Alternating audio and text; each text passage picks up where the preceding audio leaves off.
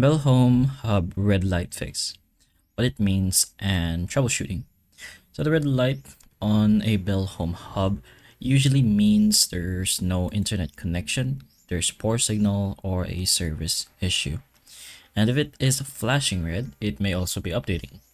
So the first thing you can try and do is to wait from 5 to 10 minutes. So wait first because the modem may be updating, but if that's not the case, even after doing so, you can restart the modem. Unplug the Bell Home Hub for about 30 seconds, then plug it back in and wait for it to connect. You can also check the cables, make sure the power cable or the DSL cables and Ethernet cables are firmly connected. You can check for outage or error codes. You can use your mobile data to check Bell service status or look at the modem screen for an error code. And if the red light stays on, the issue may be with Bell's line, let's say fiber signal or the modem itself.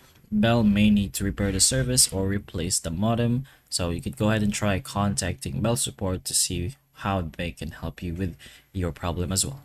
And if the red light stays on, the issue may be with Bell's line, fiber signal, or the modem itself, and Bell may need to repair the service or replace the modem.